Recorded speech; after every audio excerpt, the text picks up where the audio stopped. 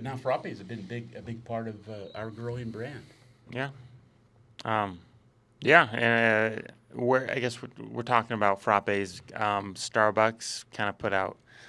I think it's been a couple weeks now, but they took out a handful of popular drinks, and a good chunk of them were frappes. Um, they took out a couple random ones like a white chocolate, hot chocolate, and a Hmm. couple little things, but then like some of their bigger, um, Things that were over 1,000 calories per drink. yeah, but yeah, some Then of their there's that. the Frappucinos, some of their more popular ones are taken off the menu, which I guess makes people question like, do they see a decline in that? Like, do they see people like moving away from Frappuccinos and frappes to just I don't know lattes, cold brew, other things that Well, are they just harder? They're trying to streamline. I know the new CEO. I can't think of his name, but he's trying to streamline things a little more. And do blenders just kind of cause too much of a headache and you too think? I don't much? know. I think they probably are looking at they probably take a look at their top 30 menu items, and you're not going to. I remember Rich Brew of Brugger's Bagel. He said, I'm always looking for ways to make my menu smaller. That stuck with me for 25 years.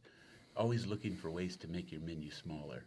And whether that's true or not, it's there. It's kind of stuck in my head. So you got to, as you're developing new product line, you got to let the slow guys fall off the edge. Mm-hmm. That's my thought anyway. Yeah. So yeah, it's just are these Frappuccino drinks the slow guys, or is it just Frappuccinos in general that are certain to fall off? Well, I don't know that energy drinks might.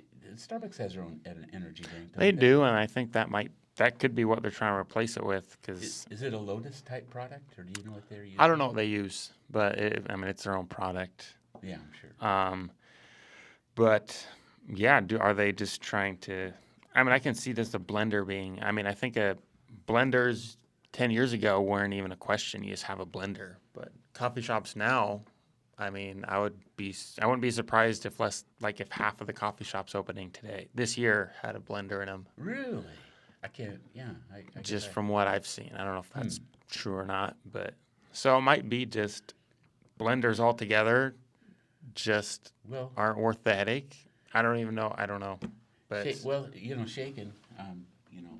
A shaken drink is a lot easier to make, mm-hmm. and a energy drink is a lot easier to make than a blended frappe drink. And Yeah, the cost of the drinks. When you're working at pennies for pennies on the dollar, you get a lot of cost into a frappe drink by the time you have the syrup and the whipped cream and the espresso and mm-hmm. the labor. When you're doing punching out drinks rapidly at a coffee bar, you got to price in your labor. Okay, what do you got into this one? You know, 25 cents labor goes into this drink. Everything has a Yeah, you got to price everything into it. yeah. So um, What do you think at our stores, or what do you know I now? was actually surprised they went up. They've been up year over year as far as I could look back. So Huh. that's not really reflected in our. I was gonna say like yeah, it's actually reflected in When our did shops, when but did you it's look not that up? true. When did you look that up? Today I just Really? looked back 5 years and it went up every year. So I was kind of surprised, but I mean, Well, I think those people just there's a market for it. There will always be a market for it. So um, yeah, I'm always surprised at the menu, what people want, and what the dynamic of the changes that evolve in a coffee bar. I would have never thought we would look like this 30 years after we opened our first uh, store. yeah, Where half of the drinks that go across the counter are cold. yeah, I remember when Starbucks was, they said when they were announcing, yeah, Starbucks is predicting 23% of their drinks are going to be cold by next year. This was probably 10 years ago. yeah, And wow, really? yeah. And Now now we're it's probably around 50%. yeah, and they're above that. I think Wow. even so. Yeah. The, Yeah. the evolution of a coffee bar. Yeah. Well, just something to watch. Yeah, I don't know. I don't know if we And open a shop today, would we have a blender? I don't really know. I'd say, I would think so, but because we're smoothies, we have yeah, we have smoothies and everything, well, but the smoothies that we do are so unique. I guess they're unique because we didn't have anything. We didn't have. yeah, all the powders and blends and You yeah. know, we ended up our smoothies that we do, and we'd share our recipes with anybody, of course. But we do IQF frozen fruit, non-pasteurized juices, and put it in a blender. Similar, we studied Jamba Juice back in the day, 20 years ago.